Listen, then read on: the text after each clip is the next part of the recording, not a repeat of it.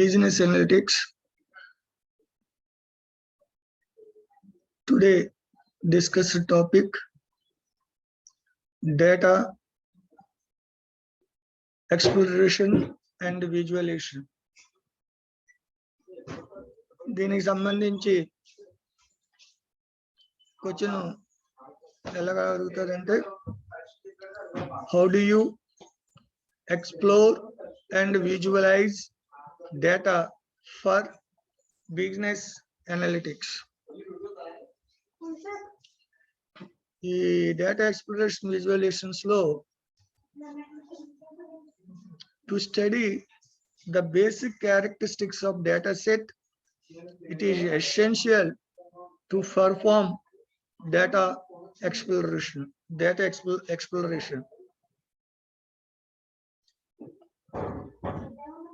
మనం క్రియేట్ చేసినటువంటి ఒక డేటా సెట్ ఏదైతే ఉందో ఆ డేటా సెట్ యొక్క క్యారెక్టర్ సెట్స్ అనేటువంటి వాటిని స్టడీ చేయాలి అన్నట్టయితే మస్ట్ అండ్ షుడ్ గా డేటా ఎక్స్ప్లోరేషన్ అనేటువంటి దాన్ని ఆ డేటా సెట్స్ మీద చేయవలసి ఉంటుంది. ఈ డేటా ఎక్స్ప్లోరేషన్ అనేటువంటిది మెయిన్ గా మనకి ఎందుకు ఉపయోగపడుతుందంటే, డేటా ఏదైతే ఉందో ఆ డేటా అనేటువంటిది మీద మనం బెటర్ అండర్స్టాండింగ్ అనేది చేయటం కోసం రావటం కోసం గ్యాదర్ చేసినటువంటి డేటా ఏదైతే డేటా మీద బెటర్ అండర్స్టాండింగ్ అనేటువంటిది రావటం కోసం ఈ డేటా ఎక్స్ప్లోరేషన్ అనేటువంటిది మనకి ఇక్కడ ఉపయోగించడం అనేది జరుగుతుంది. అదేవిధంగా మన డేటా ఏదవుతుందో ఆ డేటా మీద అడ్వాన్స్డ్ అనాలిసిస్ అనేటువంటిది చేయాలి అన్నట్టయితే ఈ డేటా ఎక్స్ప్లోరేషన్ అనేటువంటి దాన్ని కంపల్సరిగా ఉపయోగించడం వలన జరుగుతుంది. అడ్వాన్స్డ్ అనాలిసిస్ చేయాలంటే డేటా మీద ఇలా చేయటానికి మనకి పైవట్ టేబుల్స్ ఫంక్షన్స్ ఉంటాయి. పైవట్ టేబుల్ ఫంక్షన్స్ కానీ లేకపోతే స్టాటిస్టిక్స్ కంప్యూటింగ్ కానీ, అంటే స్టాటిక్స్ మీన్స్ ఏంటంటే మీను వేరియన్స్ ఇటువంటి ఉపయోగించి కానీ ప్లాటింగ్ డేటా అంటే మనకి చార్ట్స్ ఉంటాయి. మీకు ఎవరికైనా ఎక్సెల్ కనుక తెచ్చున్నట్టయితే చార్ట్స్ మీకు తెలిసే ఉంటాయి. Line chart, bar chart and scatter chart as part of data exploration techniques. ఇవన్నీ కూడా డేటా ఎక్స్ప్లోరేషన్ టెక్నిక్స్ కింద మనకి రావటం అనేది జరుగుతుంది. అంటే పైవట్ టేబుల్ ఫంక్షన్స్ ఉపయోగించి కానీ, స్టాటిస్టికల్ ఫంక్షన్స్ ఉపయోగించి కానీ డేటా ఫ్లోటింగ్ ఆఫ్ డేటా అంటే చార్ట్స్ ను ఉపయోగించి కానీ ఈ రకమైనటువంటి టెక్నిక్స్ ను ఉపయోగించి మనం డేటా ఎక్స్ప్లోరేషన్ అనేటువంటిది మనం చేయటం అనేది జరుగుతుంది. ఇక్కడ నెక్స్ట్ ఈ డేటా ఎక్స్ప్లోరేషన్ గురించి ఇంకా మనం మాట్లాడుకునేది ఏంటంటే, డేటా అనాలిసిస్ లో ఈ డేటా ఎక్స్ప్లోరేషన్ అనేటువంటిది ఒక మోస్ట్ ఇంపార్టెంట్ స్టెప్. ఇది డేటా అనాలిసిస్ స్టెప్స్ లో డేటా ఎక్స్ప్లోరేషన్ అనేటువంటి స్టెప్ ఇది. It is more important step ఇది. ఈ డేటా ఎక్స్ప్లోరేషన్ లోనే వేరే నేమ్ తో కూడా పిలుస్తాం, ఎక్స్ప్లోరేటరీ డేటా అనాలిసిస్. దీన్ని సింపుల్ గా మనం ఈడీ అని కూడా పిలవడం అనేది జరుగుతుంది. ఇది ఈ డేటా ఎక్స్ప్లోరేటరీ డేటా అనాలిసిస్ అనేటువంటిది కొన్ని రకాలైనటువంటి సింపుల్ టూల్స్ ని మనకి ప్రొవైడ్ చేస్తుంది. ఈ టూల్స్ ద్వారా మనం ఆ డేటా అనేటువంటి దాన్ని డేటా మీద ఒక బేసిక్ అండర్స్టాండింగ్ అనేటువంటి రావడానికి ఈ EDA exploratory data analysis tools ఏవైతే ఉన్నాయో అవి మనకి డేటా మీద ఒక బేసిక్ అండర్స్టాండింగ్ రావడానికి మనకు ఉపయోగపడుతుంది జరుగుతుంది.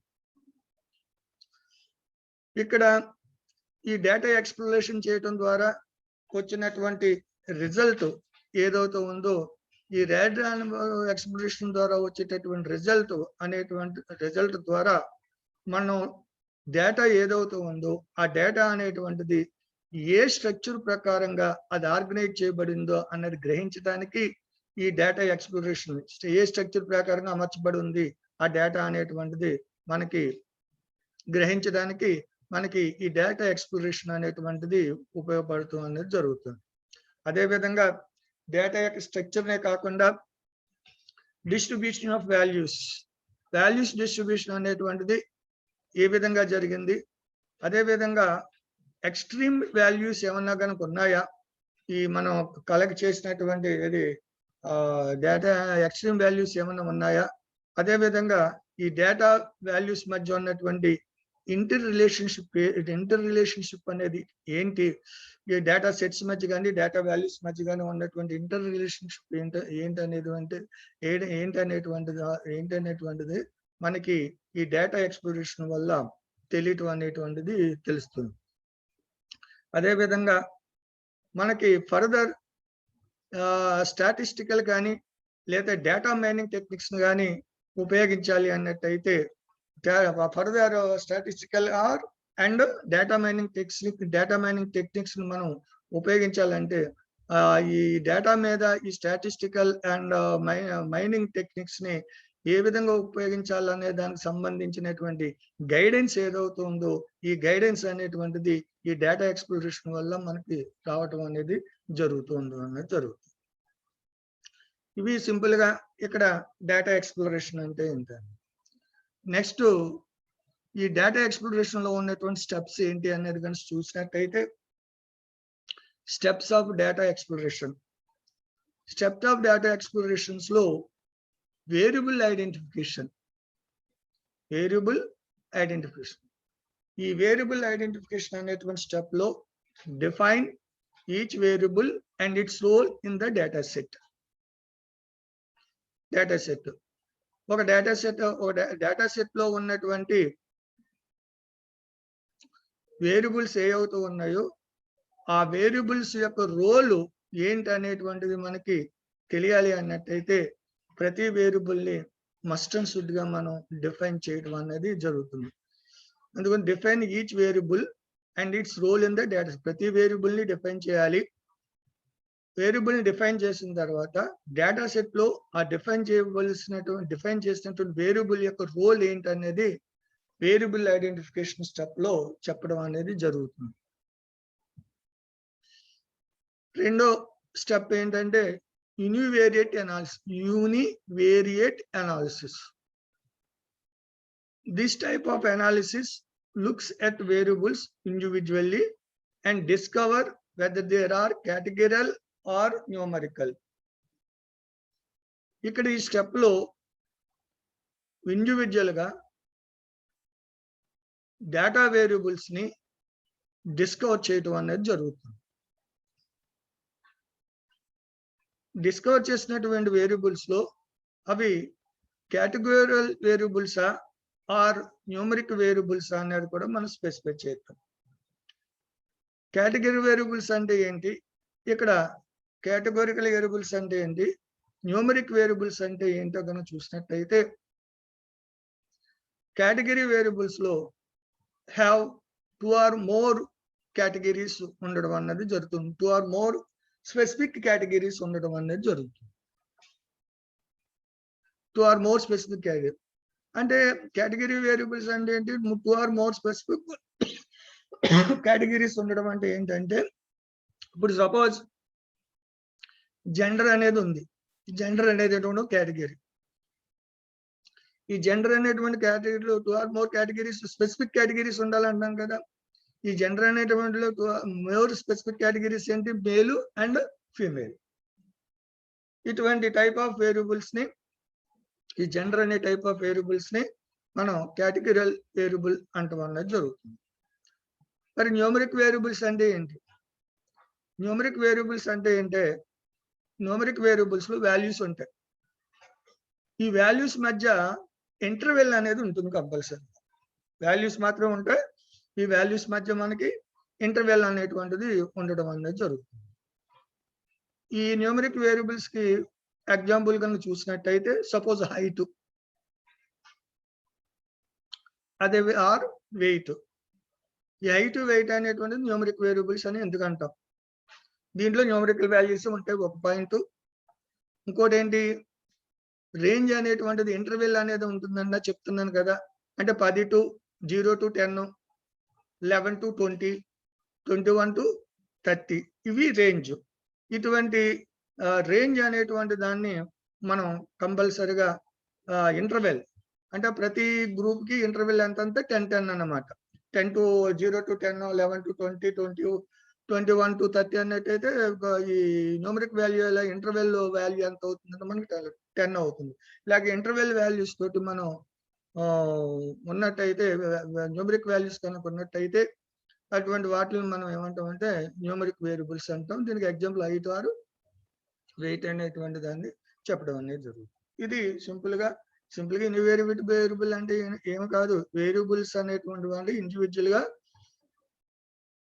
ఫైండ్ అవుట్ చేయటము, ఆ వేరియబుల్స్ కేటగిరీస్ వేరియబుల్సా న్యూమరికల్ వేరియబుల్స్ అనేది డిఫైన్ చేయడం అనేటువంటిది యూనివేరియట్ అనాలిసిస్ లో జరగడం అనేది జరుగుతుంది. రెండోది ఏంటంటే బైవేరియేటెడ్ అనాలిసిస్. బైవేరియేటెడ్ అనాలిసిస్ లో ఇక్కడ 2 వేరియబుల్స్ మధ్య రిలేషన్షిప్ ఏ విధంగా ఉన్నది అనేటువంటిది బైవేరియేటెడ్ అనాలిసిస్ లో ఫైండ్ అవుట్ చేయడం అనేది జరుగుతుంది. అయితే ఈ వేరియబుల్స్ ఎక్కడి నుంచి వస్తాయి? బైవేరియేటెడ్ అనాలిసిస్ లో కి 2 వేరియబుల్స్ మధ్య రిలేషన్షిప్ అనేటువంటి దాన్ని మనం కంపేర్ చేసినప్పుడు ఆ వేరియబుల్స్ ఎక్కడి నుంచి వస్తాయి అంటే సెకండ్ స్టెప్ నుంచి వస్తాయి, యూనివేరియట్ అనాలిసిస్ లో నుంచి వస్తాయి. ఎందుకంటే యూనివేరియటెడ్ అనాలిసిస్ లో వేరియబుల్స్ ఐడెంటిఫికేషన్ జరుగుతుంది, వేరియబుల్ డిస్కవరింగ్ అనేది జరుగుతుంది. అక్కడ డిస్కవర్ చేసిన ఏ 2 వేరియబుల్స్ మధ్య అయినటువంటి రిలేషన్షిప్ అనేటువంటిది కంపారిజన్ అన్నట్టు చేయాలి అన్నట్టయితే అది బైవేరియేటెడ్ అనాలిసిస్ లో చేయటం అనేది జరుగుతుంది. ఇక్కడ depending on types of variable discovered in the యూనివేరియట్ analysis, అదే యూనివేరియటెడ్ అనాలిసిస్ లో ఎన్ని రకాలైనటువంటి వేరియబుల్స్ అయితే టైప్స్ అయితే ఉన్నాయో వాటి మీద డిపెండ్ అయ్యి మనం బైవేరియేటెడ్ అనాలిసిస్ చేయటం అనేది జరుగుతుంది. అయితే ఈ రిలేషన్షిప్ ఎలా ఉండొచ్చు? ఈ రిలేషన్షిప్ ఎలా ఉండొచ్చు అంటే మన సెకండ్ స్టెప్ లో వేరియబుల్స్ అనేటువంటి 2 రకాలు ఉంటుందని చెప్పాం కదా, కేటగిరీలో న్యూమరికల్ అన్నాం కదా.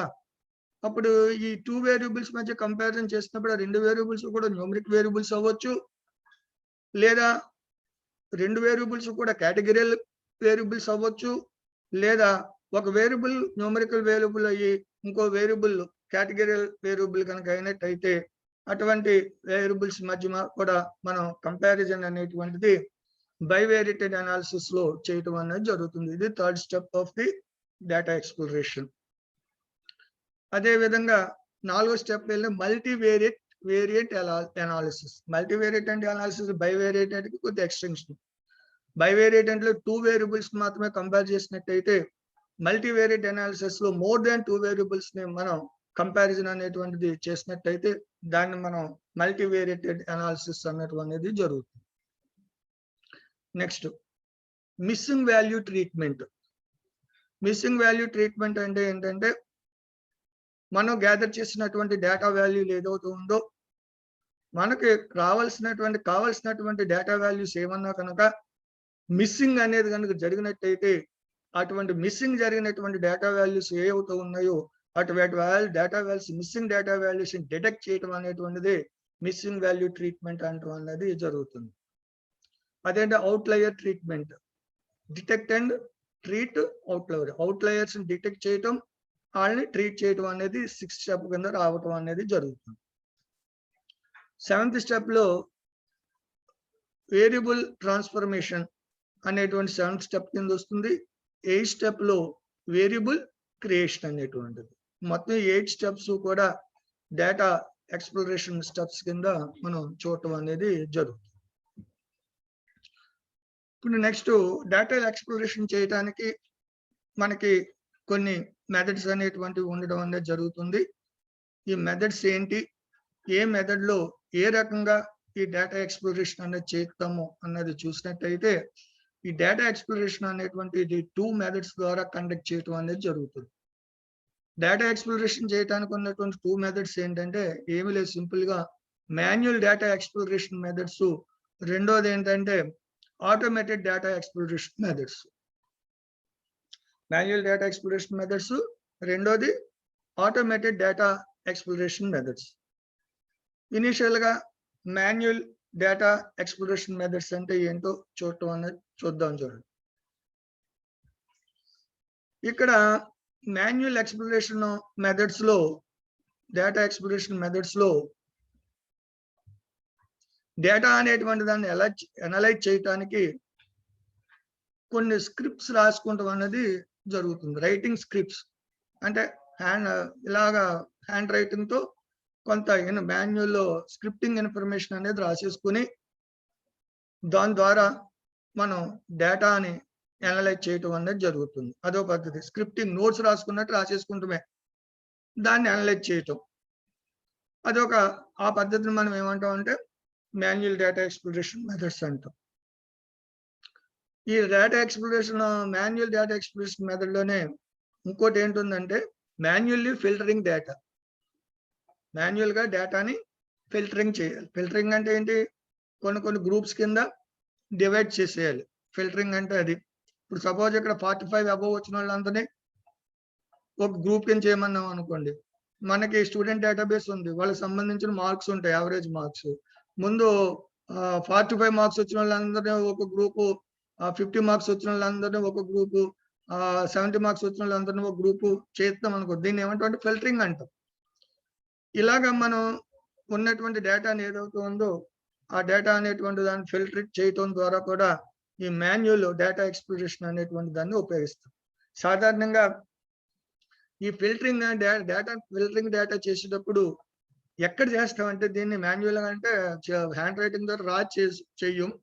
దీనికి స్ప్రెడ్ షీట్స్ ఉపయోగిస్తాం. మీకు ఎవరికైనా ఎక్సెల్ కనుక తెచ్చున్నట్టయితే దాంట్లో స్ప్రెడ్ షీట్ అనేది ఉంటుంది. వర్క్ షీట్ ని మనం ఏమంటామంటే స్ప్రెడ్ షీట్ ఇస్తాం.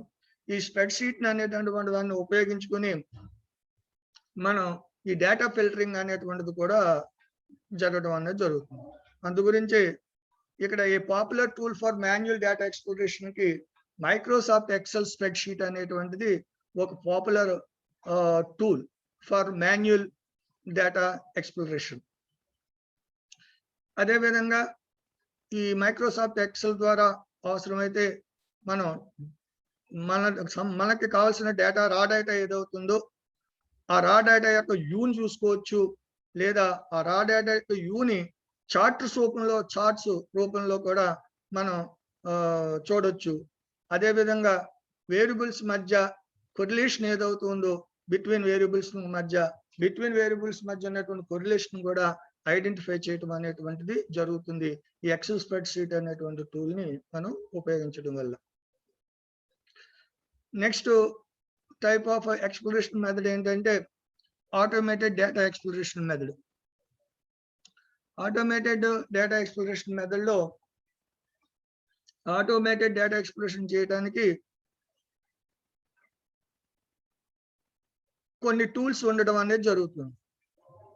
సాధారణంగా ఈ డేటా ఆటోమేషన్ ఎక్స్ప్లోరేషన్ టూల్స్ వల్ల డేటా అనేటువంటి విజువలైజేషన్ అవుతుంది. అలాగే విజువలైజేషన్ చేయడానికి కొంత విజువలైజేషన్ సాఫ్ట్వేర్ అనేది ఉంటుంది. ఆ విజువలైజేషన్ సాఫ్ట్వేర్ ని ఉపయోగించుకుని మనం ఆటోమేటెడ్ గా, సింపుల్ గా చెప్పాలంటే విజువలైజేషన్ సాఫ్ట్వేర్ ని ఉపయోగించుకొని ఆ విజువలైజేషన్ సాఫ్ట్వేర్స్ లో ఉన్నటువంటి కొన్ని టూల్స్ ఏవవుతున్నాయో ఆ టూల్స్ ని ఉపయోగించి డేటాను ఎక్స్ప్లోరేషన్ చేసినట్టయితే దాన్ని మనం ఏమంటామంటే ఆటోమేటెడ్ డేటా ఎక్స్ప్లోరేషన్ మెథడ్ అంటాం అనేది జరుగుతుంది. ఇక్కడ డేటాను అనాలిసిస్ చేసేటటువంటి డేటా సైంటిస్ట్స్ ఎవరైతే ఉన్నారో ఆ డేటా సైంటిస్ట్స్ అందరికీ కూడా మనకి డేటా అనేటువంటిది యొక్క డేటా సోర్స్ అంటే డేటా ఎక్కడి నుంచి వస్తుంది అనేటువంటిది, ఆ సోర్స్ ని డేటా సైంటిస్ట్ అనేటువంటి వాడు ఈజీగా మానిటరింగ్ అన్నది చేయాలన్నా, లేదా బిగ్ డేటాని ఎక్స్ప్లోరేషన్ అన్నది చేయాలన్నా, లార్జ్ సెట్ ఆఫ్ బిగ్ డేటాని ఎక్స్ప్లోరేషన్ అనేటువంటిది చేయాలన్నా ఈ డేటా సైంటిస్టులకి ఈ విజువలైజేషన్ సాఫ్ట్వేర్ అనేటువంటిది బాగా మనకి ఎక్స్ప్లెయిన్ చేయడం అనేది బాగా యూజ్ అవటం అనేటువంటిది జరుగుతుంది. ఆటోమేటెడ్ ఎక్స్ప్లోరేషన్ మెథడ్ లో సాధారణంగా డేటా అంతా కూడా గ్రాఫికల్ రూపంలో డిస్ప్లే అవటం అనేది జరుగుతుంది.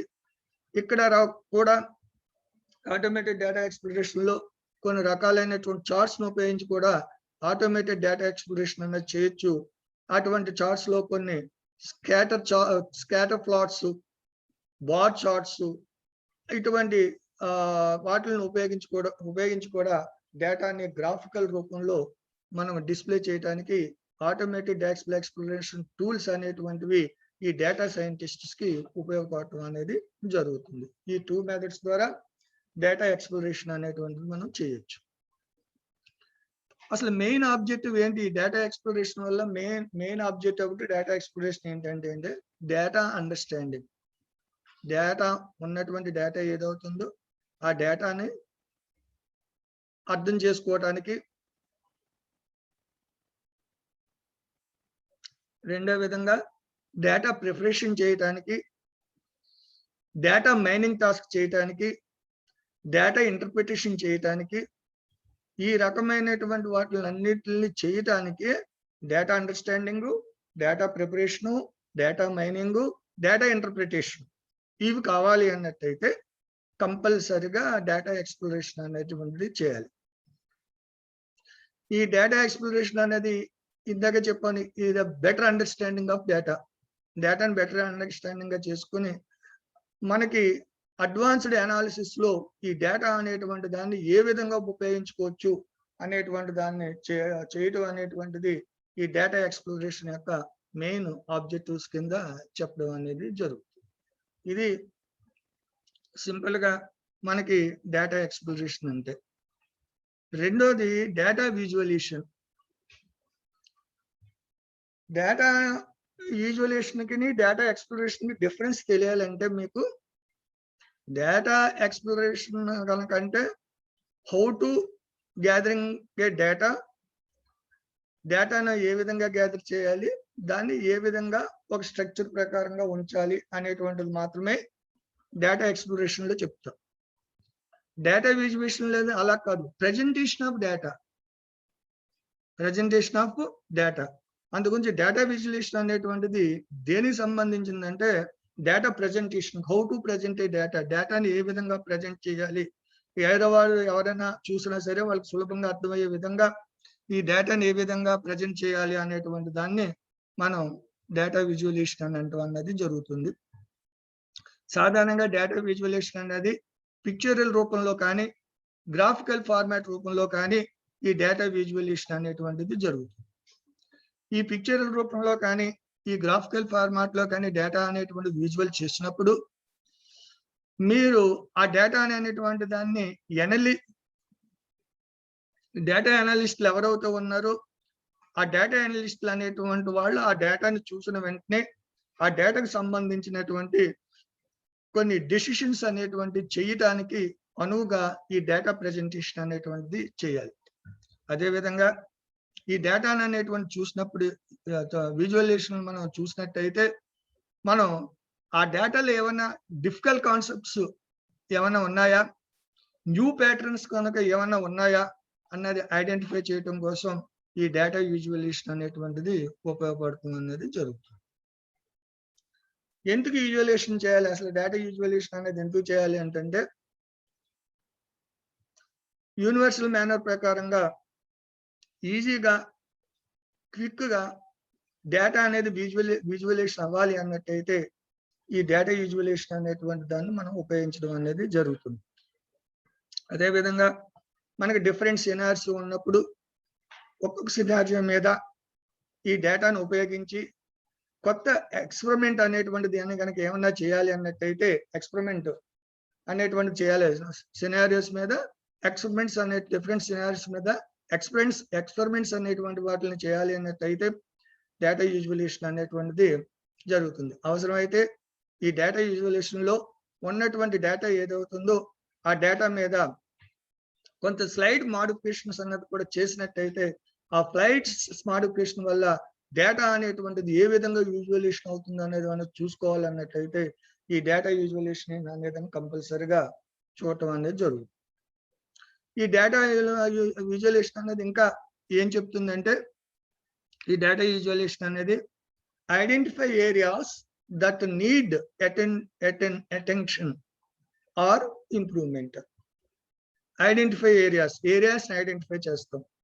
మనకి ఏ ఏరియాస్ అయితే అవసరమని అనుకుంటున్నామో, మన బిజినెస్ ని ఏ ఏరియాలో అయితే విస్తరించాలని అనుకుంటున్నామో ఆ ఏరియాస్ ని ఫైండ్ అవుట్ చేయడానికి మనకి ఈ డేటా విజువలైజేషన్ అనేటువంటిది ఉపయోగపడుతుంది.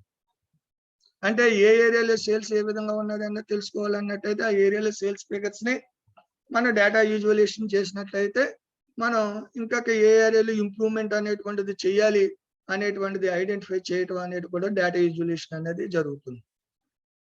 అదేవిధంగా clarify which factors influence customer behaviour.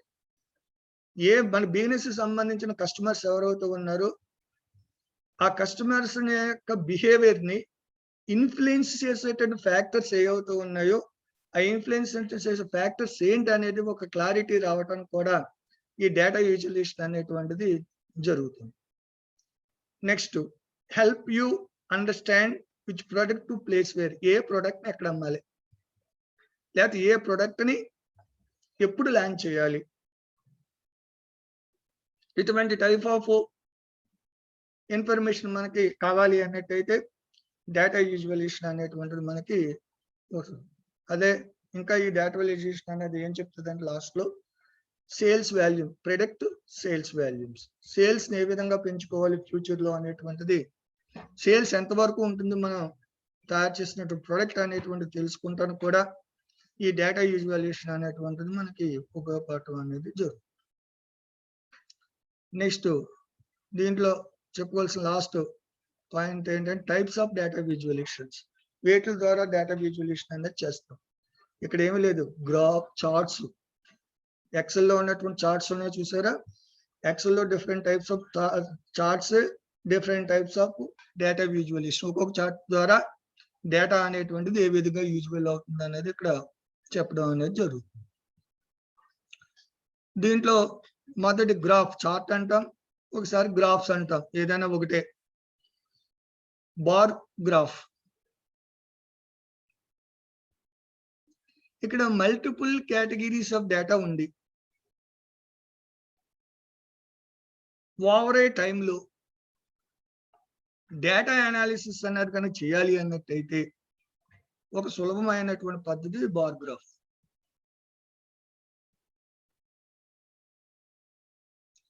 అంటే ఈ 19 మీద డేటా మీద అనాలిసిస్ జరిగిపోవాలి.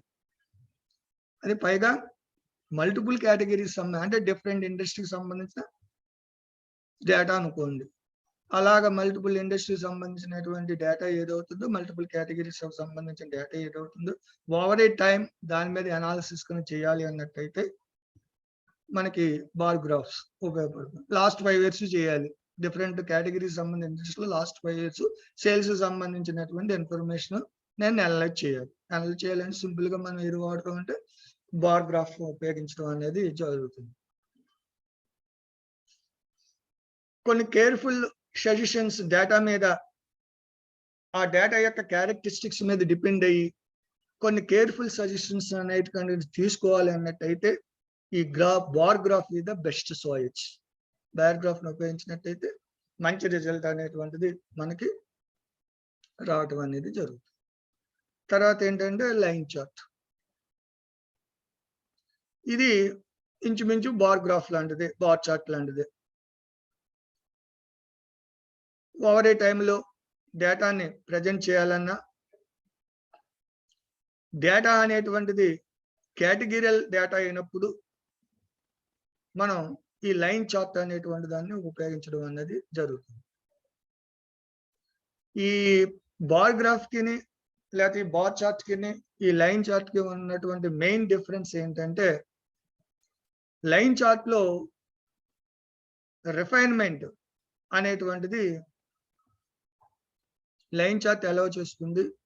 ఈ రిఫైన్మెంట్ అనేటువంటిది బార్ గ్రాఫ్ అనేటువంటిది అలౌ చేయటం అనేది జరుగుతుంది. నెక్స్ట్ టైప్ ఆఫ్ చార్ట్ ఏంటంటే పై చార్ట్. డేటా ప్రెజెంటేషన్ అనేటువంటిది డేటా విజువలైజేషన్ ప్రెజెంటేషన్ అనేటువంటిది సర్క్యులర్ ఫామ్ లో ఉండాలి అన్నట్టయితే, సర్క్యులర్ ఫామ్ అంటే తెలుసు కదా, ఈ సర్క్యులర్ చార్ట్ లో ఉండాలి అన్నట్టయితే ఈ పై చార్ట్ అనేటువంటి దాన్ని ఉపయోగించడం అనేది జరుగుతుంది. ఈ డేటా విజువలైజేషన్ అనేటువంటి దానికి ఈ పై చార్ట్ అనేది most popular form.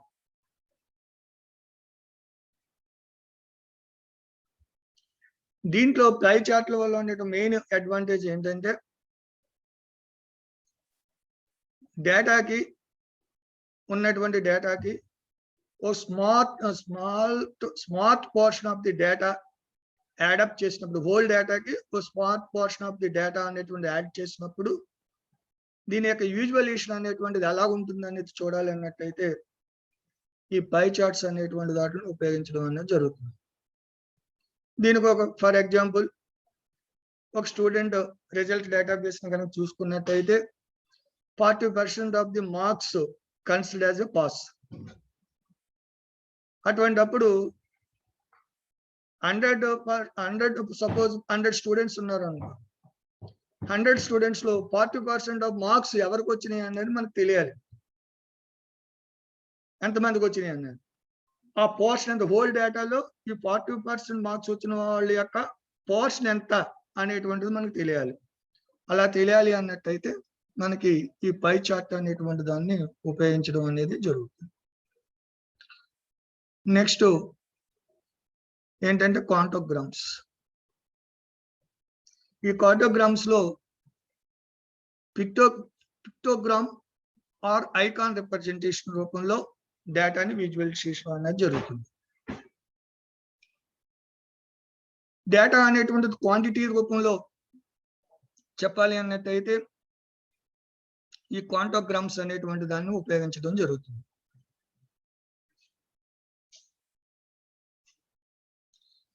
A very common example to show the multi-characters quantities using quantograms. ఒకటి ఇక్కడ ఏం చెప్పామంటే, డేటాని క్వాంటిటీ రూపంలో చూపించాలన్నప్పుడు క్వాంటోగ్రామ్స్ ఉపయోగిస్తాం.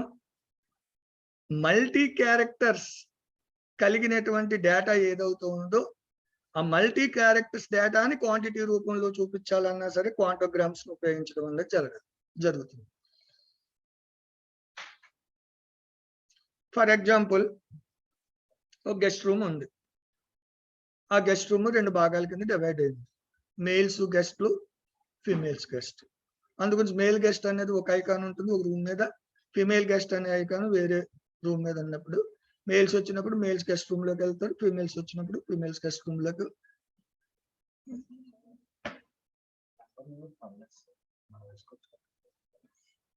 కంటిన్యూ కదండి, కంటిన్యూ చేసేది. ఇది క్వాంటమ్ రూపంలో, క్వాంటిటీస్ రూపంలో కనుక చెప్పాలి అన్నట్టయితే క్వాంటోగ్రామ్స్ ను ఉపయోగించడం అనేది జరుగుతుంది. ఎగ్జాంపుల్ చెప్పారు. సాధారణంగా ఈ క్వాంటోగ్రామ్ అనేటువంటి టెక్నిక్ ఈ showed for small numbers, small percentage or portion ఉన్నప్పుడు మాత్రమే ఈ క్వాంటోగ్రామ్స్ అనేటువంటి టైప్ ను మనం ఉపయోగించడం అనేది జరుగుతుంది. నెక్స్ట్ ఏంటంటే టైపోగ్రఫీ.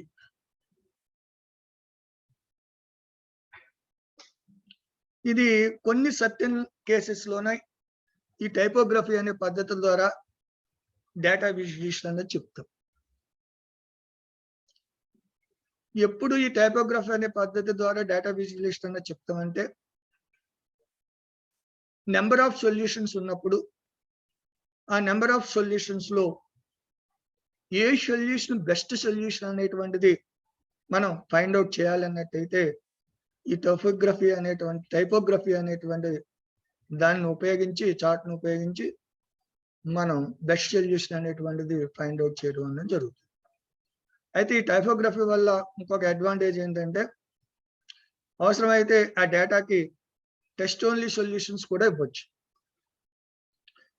రిస్ట్రిక్షన్ ఏమి ఉండదు, టెక్స్ట్ ఓన్లీ సొల్యూషన్ ఇవ్వడానికి కూడా రిస్ట్రిక్షన్ అనేది ఉండటం అనేది జరగదు. ఇక్కడ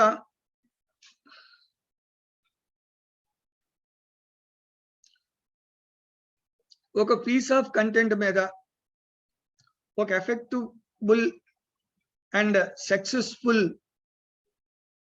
అనే ఇంటెలిజెన్సీ అనేటువంటి దాన్ని మనం యూజ్ చేయాలి అన్నట్టయితే ఈ టైపోగ్రఫీ అనేటువంటి దాన్ని పద్ధతిని ఉపయోగించడం అనేది జరుగుతుంది. Next histogram. ఇది మోస్ట్ బేసిక్ విజువలేషన్ టెక్నిక్. దీనివల్ల ఏం జరుగుతుందంటే ఒక వాల్యూ ఎన్ని నెంబర్ ఆఫ్ టైమ్స్ రిపీటెడ్ గా వచ్చింది అంటే frequency of values. Frequency of value, ఒక వాల్యూ యొక్క ఫ్రీక్వెన్సీని అండర్స్టాండింగ్ అనేది చేయటం కోసం ఈ హిస్టోగ్రామ్ అనేటువంటి దాన్ని ఉపయోగించడం అనేది జరుగుతుంది. ఈ హిస్టోగ్రామ్ లో ఈ డేటా అనేటువంటిది ఏదవుతుందో ఈ డేటా యొక్క ఫ్రీక్వెన్సీ అనేటువంటిది ప్లాటింగ్స్ అంటే పార్ట్స్ అంటే చుక్కల రూపంలో చూపించడం అనేది జరుగుతుంది. అంటే ఒక టైప్ ఆఫ్ చుక్క ఎన్ని నెంబర్ ఆఫ్ టైమ్స్ రిపీట్ అయిందంటే ఒక్కొక్క చుక్క ఒక వాల్యూకి, ఒక స్పాట్ ఒక వాల్యూకి సంబంధించినట్టయితే అది ఎన్ని నెంబర్ ఆఫ్ టైమ్స్ రిపీట్ అయింది అనేది ఈజీగా మనం దాని యొక్క ఫ్రీక్వెన్సీ అంటే ఎంత టైంకి ఒకసారి ఆ వాల్యూ వచ్చింది అంటే ఫ్రీక్వెన్సీ అనమాట.